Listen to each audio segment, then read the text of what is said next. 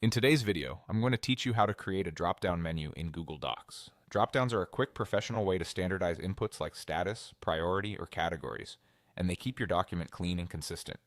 You don't need any add-ons. This feature is built right into Google Docs.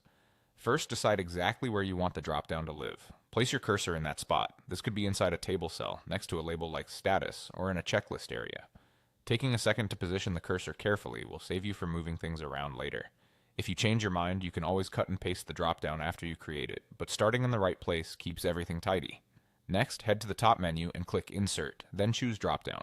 You'll see it listed among other insert options. This opens a small configuration panel where you can pick a ready-made setup or build your own.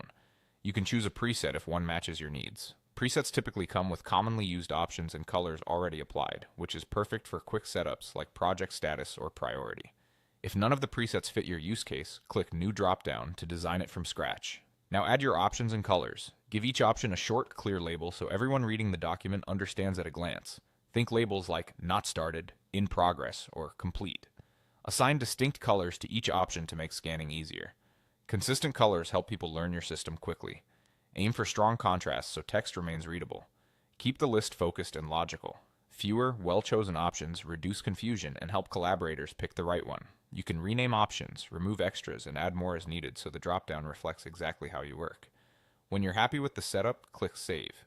Your dropdown will appear in the document as a small, colored chip at the cursor location. Click it to see the list and select an option.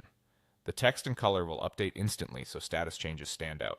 You can copy and paste this dropdown anywhere else in the document to reuse the same choices, which is great for tables, meeting notes, and templates. That's all there is to it. Place your cursor, open Insert, and choose Dropdown. Pick a preset or start a new one. Add your options and colors, and save. With a minute of setup, you'll have a clean, clickable menu that keeps your document organized and your team aligned.